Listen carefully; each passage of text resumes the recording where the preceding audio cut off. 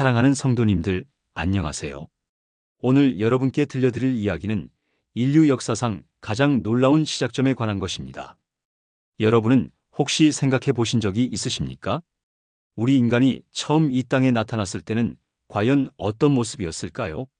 현재 우리가 살고 있는 이 복잡하고 때로는 고통스러운 세상과는 전혀 다른 완벽한 세상이 존재했다면 어떨까요?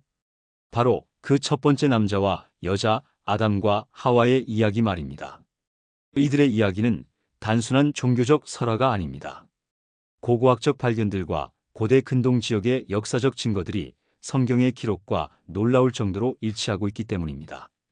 특히 메소포타미아 지역에서 발견된 수메르 문명의 기록들을 보면 인류 최초의 완벽한 상태와 그 이후의 타락에 관한 유사한 전승들이 발견되고 있습니다. 하지만 성경의 기록은 그 어떤 고대 문헌보다도 구체적이고 생생합니다. 오늘 우리는 창세기 1장부터 3장까지의 기록을 통해 인류 최초의 부부가 경험했던 놀라운 축복과 그들이 내린 치명적인 선택, 그리고 그 결과가 오늘날 우리에게까지 어떤 영향을 미치고 있는지 함께 살펴보겠습니다. 과연 그들은 어떤 삶을 살았고 무엇이 그들로 하여금 돌이킬 수 없는 선택을 하게 만들었을까요? 하나님께서 천지를 창조하시고 마지막 날에 인간을 만드셨다는 창세기의 기록을 보면 정말 흥미로운 사실을 발견할 수 있습니다. 창세기 1장 27절에서는 이렇게 기록하고 있습니다. 하나님이 자기 형상 곧 하나님의 형상대로 사람을 창조하시되 남자와 여자를 창조하시고. 그런데 창세기 2장에서는 더욱 구체적인 창조 과정이 나옵니다. 여호와 하나님이 땅의 흙으로 사람을 지으시고 생기를 그 코에 불어넣으시니 사람이 생명이 되니라. 고대 근동 지역의 다른 창조 신화들과 비교해보면 성경의 기록이 얼마나 독특한지 알 수 있습니다. 바벨론의 에누마 엘리시나 이집트의 창조 신화에서는 인간이 신들의 노예로 창조되었다고 기록하고 있습니다. 하지만 성경에서는 인간이 하나님의 형상대로, 즉 하나님의 대리 통치자로 창조되었다고 말합니다. 이것은 당시 고대 근동 문화에서는 혁명적인 개념이었습니다. 아담이 창조된 장소도 매우 특별합니다. 에덴 동산이라고 불리는 이곳은 히브리어로 기쁨 또는 즐거움이라는 뜻입니다. 성경은 이곳을 동방의 에덴에 있다고 기록하고 있으며 4개의 강이 흘러나오는 곳이라고 묘사합니다. 그중 2강은 티그리스와 유프라테스로 현재도 확인할 수 있는 실제 강들입니다. 이는 에덴 동산이 메소포타미아 지역 어딘가에 위치했을 가능성을 시사합니다. 고고학적 연구에 따르면 이 지역은 인류 문명의 발상지로 여겨지는 곳이기도 합니다. 아담의 이름 자체도 흥미로운 의미를 담고 있습니다. 히브리어 아다마는 땅 또는 흙을 뜻하며 아담은 땅에서 나온 자라는 의미입니다. 하지만 단순히 흙으로 만들어진 존재가 아니라 하나님의 생기를 받아 살아있는 영혼이 된 특별한 존재였습니다. 창세기 2장 7절의 생명이라는 표현은 히브리어로 네페시 하야인데 이는 단순한 생물학적 생명이 아니라 하나님과 교제할 수 있는 영적 존재를 의미합니다. 아담이 에덴 동산에서 처음 경험한 것은 완벽한 조화였습니다. 하나님과의 조화, 자연과의 조화, 그리고 자기 자신과의 조화였습니다. 성경은 그가 동산을 다스리고 지키는 일을 맡았다고 기록합니다. 여기서 다스리다는 히브리어 라다는 단순한 지배가 아니라 책임감 있는 관리를 의미합니다. 마치 목자가 양떼를 돌보듯이 아담은 에덴 동산의 모든 생명체들을 사랑으로 돌보는 역할을 했던 것입니다. 그런데 이 완벽한 상황에서도 하나님께서는 한 가지 부족함을 지적하셨습니다. 창세기 2장 18절입니다. 여호와 하나님이 이르시되 사람이 혼자 사는 것이 좋지 아니하니 내가 그를 위하여 돕는 배필을 지으리라 하시고. 여기서 돕는 배필이라는 표현은 히브리어로 에제르 크네그도인데 이는 마주 서서 돕는 자라는 뜻입니다. 결코 종속적인 관계가 아니라 동등한 파트너십을 의미하는 것입니다. 하와의 창조 과정은 더욱 흥미롭습니다. 하나님께서 아담을 깊이 잠들게 하시고 그의 갈빗대를 취하여 여자를 만드셨습니다. 여기서 갈빗대라는 히브리어 첼라는 단순한 뼈가 아니라 옆구리 전체를 의미합니다.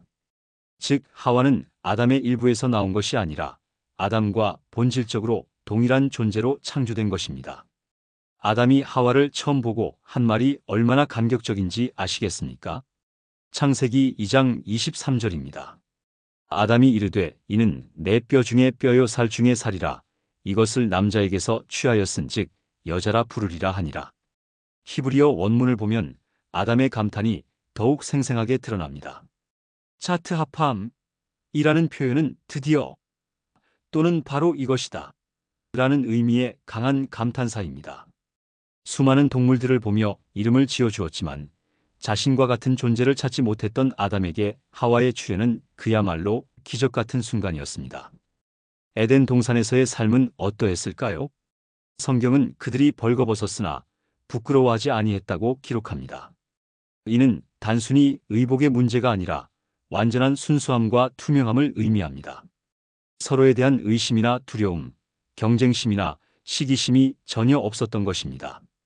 또한 하나님과도 자유롭게 교제했습니다. 창세기 3장 8절을 보면 하나님께서 바람이 불 때 동산에 거니시는 모습이 나옵니다. 이는 하나님께서 정기적으로 아담과 하와를 찾아오셔서 함께 시간을 보내셨음을 의미합니다. 마치 아버지가 자녀들과 저녁 산책을 즐기는 것처럼 말입니다. 그들의 일상은 어떠했을까요? 동산을 가꾸고 동물들을 돌보는 일은 고된 노동이 아니라 창조적인 기쁨이었습니다. 땅이 저절로 좋은 열매를 맺었고 동물들은 순종적이고 친근했습니다. 질병도 없었고 노화도 없었으며 죽음도 없었습니다. 하지만 이 모든 축복에도 불구하고 단 하나의 제한이 있었습니다. 창세기 2장 16절과 17절입니다. 여호와 하나님이 그 사람에게 명하여 이르시되 동산 각종 나무의 열매는 내가 임의로 먹되 선악을 알게 하는 나무의 열매는 먹지 말라. 내가 먹는 날에는 반드시 죽으리라 하시니라. 과연 이 금지 명령이 그들의 완벽한 삶에 어떤 변화를 가져올까요? 바로 여기서 인류 역사상 가장 극적인 전환점이 시작됩니다. 선악을 알게 하는 나무라는 존재는 매우 상징적입니다. 이 나무가 실제로 어떤 종류의 나무였는지는 성경에 명시되어 있지 않습니다. 흔히 사과나무로 알려져 있지만 이는 후대의 전승일 뿐입니다.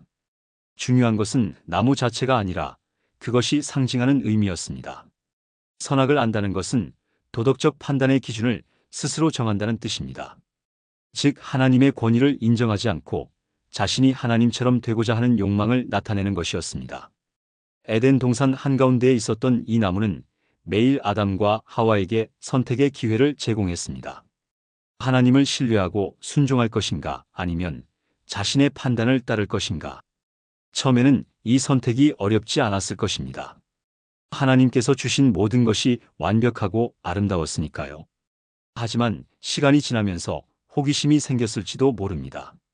과연 그 나무의 열매는 어떤 맛일까? 왜 하나님께서는 그것만 금지하셨을까? 정말로 먹으면 죽을까? 그런데 어느 날 예상치 못한 존재가 나타났습니다. 뱀이었습니다. 창세기 3장 1절에서 이 뱀은 하나님이 지으신 들짐승 중에 가장 간교한 존재로 묘사됩니다. 여기서 간교하다는 히브리어 아름은 단순한 교활함이 아니라 영리함과 깊은 사고력을 의미합니다. 이 뱀의 정체에 대해서는 다양한 해석이 있지만 분명한 것은 하나님의 뜻을 거스르는 존재였다는 점입니다. 흥미롭게도 고대 근동 문화에서 뱀은 지혜와 영생의 상징이기도 했습니다. 메소포타미아의 길가메시 서사시에도 영생의 식물을 훔쳐가는 뱀이 등장합니다. 하지만 성경에서 이 뱀은 거짓된 지혜와 거짓된 영생을 약속하는 유혹자로 나타납니다. 뱀이 하와에게 접근한 방식을 자세히 보면 정말 교묘합니다. 창세기 3장 1절입니다. 뱀이 여자에게 물어 이르되 하나님이 참으로 너희에게 동산 모든 나무의 열매를 먹지 말라 하시더냐. 여기서 뱀은 직접적으로 죄를 유혹하지 않습니다. 대신 하나님의 말씀에 대한 의문을 제기합니다. 참으로라는 표현을 통해 하나님의 명령의 진실성을 의심하게 만드는 것입니다. 또한 하나님의 말씀을 과장해서 전달합니다. 하나님께서는 선악과만 금지하셨는데 뱀은 동산 모든 나무의 열매를 먹지 말라고 왜곡합니다. 이는 하나님을 지나치게 제한적이고 인색한 분으로 묘사하려는 의도였습니다. 하와의 대답도 흥미롭습니다. 창세기 3장 2절과 3절입니다. 여자가 뱀에게 말하되 동산 나무의 열매를 우리가 먹을 수 있으나 동산 중앙에 있는 나무의 열매는 하나님의 말씀에 너희는 먹지도 말고 만지지도 말라 너희가 죽을까 하노라 하시니라. 여기서 하와는 하나님의 원래 말씀에 만지지도 말라는 내용을 추가합니다. 또한 반드시 죽으리라는 확실한 경고를 죽을까 하노라는 불확실한 표현으로 완화시킵니다. 이는 이미 하와의 마음속에 하나님의 말씀에 대한 의심이 자리 잡기 시작했음을 보여줍니다. 뱀은 이 순간을 놓치지 않았습니다. 창세기 3장 4절과 5절입니다. 뱀이 여자에게 이르되 너희가 결코 죽지 아니하리라. 너희가 그것을 먹는 날에는 너희 눈이 밝아져 하나님과 같이 되어 선악을 알 줄 하나님이 아심이니라. 여기서 뱀은 두 가지 거짓된 약속을 합니다. 첫째, 죽지 않을 것이라는 약속입니다. 둘째, 하나님과 같이 될 것이라는 약속입니다. 특히 두 번째 약속은 인간의 가장 깊은 욕망을 건드렸습니다. 더 이상 제한된 존재가 아니라 모든 것을 스스로 판단할 수 있는 자유로운 존재가 되고 싶다는 욕망 말입니다. 하와는 이 순간 엄청난 내적 갈등을 경험했을 것입니다. 한편으로는 하나님께 대한 신뢰와 사랑이 있었지만 다른 한편으로는 새로운 가능성에 대한 호기심과 욕망이 일어났습니다. 창세기 3장 6절은 그녀의 마음 상태를 생생하게 보여줍니다. 여자가 그 나무를 본즉 먹음직도 하고 보암직도 하고 지혜롭게 할 만큼 탐스럽기도 한 나무인지라. 여기서 세 가지 유혹 요소가 나타납니다. 육신의 정욕 먹음직도 하고 안목의 정욕 보암직도 하고 이생의 자랑 지혜롭게 할 만큼 탐스럽기도 하니입니다. 이는 요한일서 2장 16절에서 언급하는 세상의 모든 유혹의 원형이기도 합니다. 드디어 하와는 그 열매를 따서 먹었습니다. 그리고 함께 있던 아담에게도 주었고 아담도 먹었습니다. 여기서 중요한 사실은 아담이 하와 곁에 있었다는 점입니다. 많은 사람들이 아담이 다른 곳에 있다가 나중에 와서 먹은 것으로 생각하지만 히브리어 원문을 보면 함께 있던 그의 남편에게라고 되어 있습니다. 즉 아담은 뱀과 하와의 대화를 듣고 있었으면서도 아무런 개입을 하지 않았던 것입니다. 하나님께서 아담에게 직접 주신 명령을 지키고 보호해야 할 책임이 있었음에도 불구하고 말입니다. 과연 그들이 선악과를 먹은 후에 어떤 일이 벌어졌을까요? 뱀의 약속대로 그들은 정말 하나님과 같이 되었을까요? 결과는 뱀의 약속과는 정반대였습니다. 창세기 3장 7절입니다. 이에 그들의 눈이 밝아져 자기들이 벗은 줄을 알고 무화과 나뭇잎을 엮어 치마로 삼았더라. 눈이 밝아진다는 것은 뱀의 약속 중 유일하게 실현된 부분이었습니다. 하지만 그것은 축복이 아니라 저주였습니다. 그들은 처음으로 수치심을 느꼈습니다. 이전까지는 서로에게 완전히 열려있고 투명했던 관계가 깨어진 것입니다. 무화과 나뭇잎으로 치마를 만들었다는 것은 서로로부터 숨으려 한다는 뜻입니다. 더 심각한 것은 하나님으로부터도 숨으려 했다는 사실입니다. 창세기 3장 8절입니다. 그들이 그날 바람이 불 때 동산에 거니시는 여호와 하나님의 소리를 듣고 아담과 그의 아내가 여호와 하나님의 낯을 피하여 동산 나무 사이에 숨은지라. 이전까지 하나님의 임재는 기쁨과 평안의 원천이었습니다. 하지만 이제는 두려움과 불안의 원인이 되었습니다. 죄는 하나님과의 관계를 파괴했을 뿐만 아니라 인간 상호 간의 관계도 파괴했습니다. 하나님께서 아담을 부르셨을 때의 반응을 보면 더욱 명확해집니다. 창세기 3장 9절부터 12절까지입니다. 여호와 하나님이 아담을 부르시며 그에게 이르시되 내가 어디 있느냐 하시니 이르되 내가 동산에서 하나님의 소리를 듣고 내가 벗었으므로 두려워하여 숨었나이다 하니라. 이르시되 누가 너의 벗었음을 내게 알렸느냐? 내가 내게 먹지 말라 명한 그 나무 열매를 내가 먹었느냐 하시니라. 아담이 이르되 하나님이 주셔서 나와 함께 있게 하신 여자 그가 그 나무 열매를 내게 주므로 내가 먹었나이다. 아담의 대답에서 놀라운 변화를 볼 수 있습니다. 첫째, 그는 자신의 죄를 솔직히 인정하지 않았습니다. 둘째, 책임을 하와에게 전가했습니다. 셋째, 심지어 하나님께까지 책임을 돌렸습니다.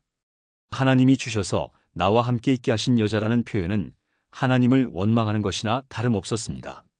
이전에 하와를 보고 내 뼈 중에 뼈요 살 중에 살이라며 감격했던 그 아담이 이제는 하와를 그 여자라고 부르며 거리를 두었습니다.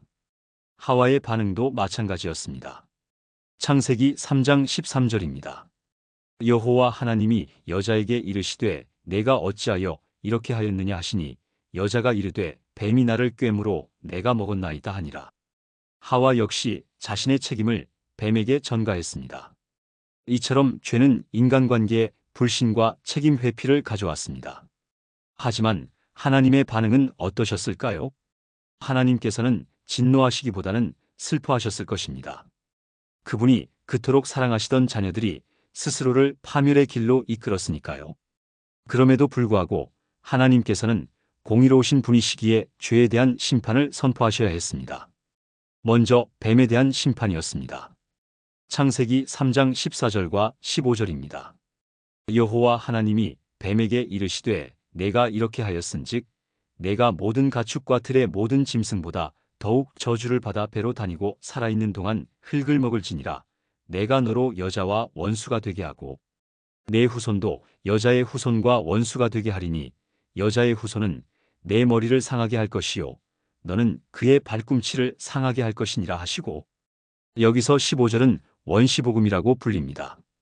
여자의 후손이 뱀의 머리를 상하게 할 것이라는 약속은 훗날 구원의 희망을 암시하는 것으로 해석됩니다. 즉 하나님께서는 심판과 동시에 회복의 가능성도 열어두신 것입니다. 다음은 하와에 대한 심판이었습니다. 창세기 3장 16절입니다. 또 여자에게 이르시되 내가 네게 임신하는 고통을 크게 더하리니 내가 수고하여 자식을 낳을 것이며 너는 남편을 원하나 그가 너를 다스릴 것이니라 하시고, 출산의 고통과 부부관계의 갈등이 시작된 것입니다. 이전에는 완벽한 조화와 평등이 있었지만 이제는 갈등과 지배관계가 생겨날 것이라는 선언이었습니다. 마지막으로 아담에 대한 심판입니다. 창세기 3장 17절부터 19절까지입니다. 아담에게 이르시되 내가 내 아내의 말을 듣고 내가 내게 먹지 말라 한 나무의 열매를 먹었은즉 땅은 너로 말미암아 저주를 받고 너는 죽도록 수고해야 그 소산을 먹으리라. 땅이 내게 가시덤불과 엉겅퀴를 낼 것이라. 너는 밭의 채소를 먹을 것이니라. 내가 흙으로 돌아갈 때까지 얼굴에 땀을 흘려야 먹을 것을 먹으리니 너는 흙이니 흙으로 돌아갈 것이니라 하시니라. 이전에는 기쁨이었던 일이 이제는 고된 노동이 되었습니다. 땅이 저주를 받아 가시덤불과 엉겅퀴를 낼 것이라는 것은 자연과의 조화도 깨어졌음을 의미합니다. 그리고 무엇보다도 죽음이 인간의 운명이 되었습니다. 너는 흙이니 흙으로 돌아갈 것이니라는 선언은 영원히 살 수 있었던 존재가 이제는 유한한 존재가 되었음을 의미했습니다. 하지만 이 모든 심판 가운데서도 하나님의 사랑은 여전히 드러났습니다. 창세기 3장 20절을 보겠습니다. 아담이 그의 아내의 이름을 하와라 하였으니 그는 모든 산자의 어머니가 됨이더라. 여기서 아담은 하와를 산자의 어머니라고 불렀습니다. 죽음이 선고된 절망적인 상황에서도 생명에 대한 희망을 포기하지 않은 것입니다. 이는 하나님께서 15절에서 약속하신 여자의 후손에 대한 믿음의 표현이었을지도 모릅니다. 더 놀라운 것은 하나님의 배려였습니다. 창세기 3장 21절입니다. 여호와 하나님이 아담과 그의 아내를 위하여 가죽옷을 지어 입히시니라. 하나님께서는 그들이 만든 무화과 나뭇잎 치마를 가죽옷으로 바꿔주셨습니다. 이는 단순한 의복 제공이 아니었습니다. 가죽옷을 만들기 위해서는 동물의 생명이 희생되어야 했습니다. 이는 죄로 인한 죽음의 현실을 보여주는 동시에 하나님께서 그들을 여전히 사랑하시고 보호하신다는 증거였습니다. 일부 성경학자들은 이것을 최초의 제사 제도의 시작으로 보기도 합니다. 그런데 이제 또 다른 문제가 생겼습니다. 창세기 3장 22절입니다. 여호와 하나님이 이르시되 보라 이 사람이 선악을 아는 일에 우리 중 하나 같이 되었으니 그가 그의 손을 들어 생명나무 열매도 따먹고 영원히 살까 하노라 하시고, 아담과 하와가 생명나무의 열매까지 먹으면 영원히 죄악된 상태로 살게 될 위험이 있었습니다. 이는 그들에게나 후손들에게나 더 큰 재앙이 될 것이었습니다. 따라서 하나님께서는 어쩔 수 없는 선택을 하셨습니다. 창세기 3장 23절과 24절입니다. 여호와 하나님이 에덴 동산에서 그를 내보내사 그의 근원이 된 땅을 갈게 하시니라. 이같이 하나님이 그 사람을 쫓아내시고 에덴 동산 동쪽에 그룹들과 두루 도는 불칼을 두어 생명나무의 길을 지키게 하시니라. 에덴 동산에서의 추방. 이것은 인류 역사상 가장 슬픈 순간 중 하나였을 것입니다. 아담과 하와는 문자 그대로 천국에서 쫓겨난 것이었습니다. 그룹들과 불칼이 생명나무를 지킨다는 것은 이제 그들이 다시는 에덴 동산으로 돌아갈 수 없음을 의미했습니다. 상상해 보십시오. 아침에 일어나 더 이상 하나님의 음성을 들을 수 없는 아담과 하와의 심정을 말입니다. 이전까지는 당연히 여겨졌던 모든 축복들이 사라진 것입니다. 완벽한 기후, 풍성한 열매, 순종적인 동물들, 질병 없는 몸, 그리고 무엇보다도 하나님과의 직접적인 교제. 이제 그들 앞에는 가시덤불과 엉겅퀴가 우거진 거친 땅이 기다리고 있었습니다. 얼굴에 땀을 흘려야 먹을 것을 구할 수 있는 현실이 펼쳐진 것입니다. 하지만 그들은 포기하지 않았습니다. 왜냐하면 여전히 하나님의 형상을 지니고 있었고 하나님께서 완전히 버리신 것은 아니라는 희미한 희망이 있었기 때문입니다. 실제로 창세기 4장을 보면 그들이 에덴 밖에서도 하나님께 제사를 드리고 기도했음을 알 수 있습니다. 아담과 하와의 이야기가 우리에게 주는 교훈은 무엇일까요? 첫째, 인간의 존재 목적에 관한 것입니다. 우리는 단순한 생물학적 존재가 아니라 하나님의 형상을 지닌 영적 존재입니다. 따라서 하나님과의 관계에서만 참된 만족과 의미를 찾을 수 있습니다. 둘째, 자유의지와 책임에 관한 것입니다. 하나님께서는 인간을 로봇이 아닌 자유로운 존재로 창조하셨습니다. 그 자유에는 올바른 선택을 할 수 있는 능력과 함께 잘못된 선택에 대한 책임도 포함됩니다. 셋째, 죄의 본질에 관한 것입니다. 죄는 단순한 도덕적 실수가 아니라 하나님에 대한 불신과 반역입니다. 그것은 개인에게만 영향을 미치는 것이 아니라 관계를 파괴하고 창조 질서 전체에 혼란을 가져옵니다. 넷째, 하나님의 공의와 사랑에 관한 것입니다. 하나님께서는 죄에 대해 반드시 심판하시지만 동시에 회복의 길도 열어두십니다. 에덴 동산에서의 추방도 결국은 더 큰 재앙을 막기 위한 사랑의 조치였습니다. 현대 고고학과 인류학의 발견들을 보면 성경의 기록이 얼마나 정확한지 놀라게 됩니다. 메소포타미아 지역에서 발견되는 고대 문명의 흔적들은 인류가 한때 매우 발달된 지식과 기술을 가지고 있었음을 보여줍니다. 수메르 문명의 갑작스러운 출현, 이집트 피라미드의 정교한 건축술, 고대 천문학의 놀라운 정확성 등은 인류의 시작이 원시적이지 않았을 가능성을 시사합니다. 또한 전 세계 모든 문화권에서 발견되는 낙원 상실과 홍수 전설들은 아담과 하와의 이야기가 단순한 신화가 아니라 인류 공통의 기억일 가능성을 보여줍니다. DNA 연구 결과도 흥미롭습니다. 미토콘드리아 DNA를 통한 연구에서는 현재 모든 인류가 하나의 공통 여성 조상을 가지고 있다는 미토콘드리아 이브 이론이 제시되었습니다. Y 염색체 연구에서도 비슷한 결과가 나타나고 있습니다. 물론 이것이 성경의 아담과 하와를 직접적으로 증명한다고 할 수는 없지만 적어도 모순되지는 않는다는 점에서 의미가 있습니다. 심리학적 관점에서도 아담과 하와의 이야기는 인간 본성에 대한 깊은 통찰을 제공합니다. 프로이드나 융 같은 심리학자들도 인간 정신의 가장 깊은 곳에 있는 죄책감과 상실감, 그리고 완전한 사랑에 대한 갈망을 주목했습니다. 이는 에덴 동산에서의 경험과 그 상실이 인간의 집단 무의식에 각인되어 있을 가능성을 시사합니다. 또한 현대 생태학의 관점에서 보면 아담이 에덴 동산을 다스리고 지키라는 명령을 받았다는 기록은 환경 보호의 중요성을 일찍이 제시한 것으로 볼 수 있습니다. 인간이 자연의 일부이면서 동시에 그것을 돌볼 책임이 있다는 관점은 현재 환경위기 상황에서 더욱 중요한 의미를 갖습니다. 하지만 무엇보다도 아담과 하와의 이야기에서 가장 중요한 것은 희망의 메시지입니다. 비록 그들이 에덴 동산에서 쫓겨났지만 하나님께서는 그들을 완전히 버리지 않으셨습니다. 창세기 3장 15절의 약속, 즉 여자의 후손이 뱀의 머리를 상하게 할 것이라는 약속은 구원의 가능성을 열어두었습니다. 실제로 창세기 4장부터는 아담과 하와의 후손들이 어떻게 살아갔는지, 그리고 하나님께서 어떻게 그들과 함께 하셨는지를 보여줍니다. 가인과 아벨의 이야기에서 보듯이 죄의 영향은 계속되었지만 동시에 하나님을 찾고 예배하려는 노력도 계속되었습니다. 창세기 4장 26절을 보면 그때 사람들이 비로소 여호와의 이름을 불러 예배하기 시작하였더라고 기록되어 있습니다. 이는 비록 에덴 동산은 이렇지만 하나님과의 관계는 완전히 끊어지지 않았음을 보여줍니다. 또한 아담은 930세까지 살면서 수많은 후손들을 보았습니다. 그는 자신의 경험을 후손들에게 전해 주었을 것이고 에덴 동산에서의 축복과 타락의 교훈을 가르쳤을 것입니다. 이는 오늘날까지 이어져 내려오는 신앙 전승의 시작이기도 합니다. 사랑하는 성도님들, 아담과 하와의 이야기는 단순히 과거의 이야기가 아닙니다. 그것은 오늘날 우리 각자의 이야기이기도 합니다. 우리 모두는 아담과 하와의 후손으로서 그들의 본성을 물려받았습니다. 완전하신 하나님을 향한 갈망과 동시에 자기 뜻대로 살고 싶어하는 욕망을 함께 가지고 있습니다. 매일매일 우리는 에덴 동산에서 아담과 하와가 직면했던 것과 같은 선택의 순간들을 만납니다.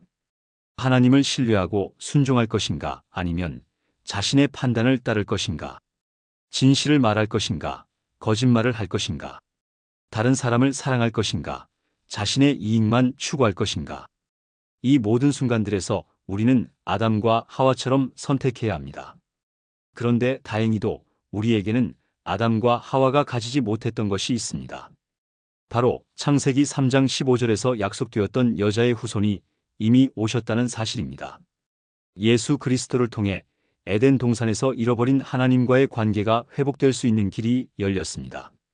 비록 우리는 여전히 이 땅에서 수고하며 살아가야 하고 죽음이라는 현실을 피할 수 없습니다. 하지만 아담과 하와가 꿈꾸었던 하나님과의 영원한 교제가 다시 가능해졌습니다.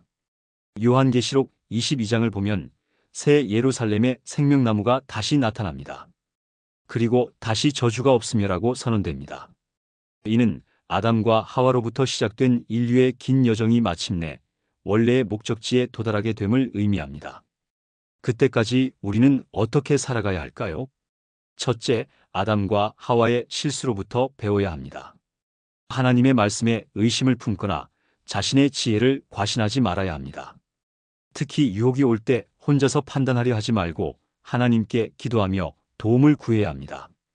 둘째, 서로를 책망하고 원망하기보다는 사랑하고 용서해야 합니다. 아담과 하와가 범한 또 다른 실수는 서로를 사랑하기보다는 책임을 전가한 것이었습니다. 우리는 그들의 실수를 반복하지 말아야 합니다.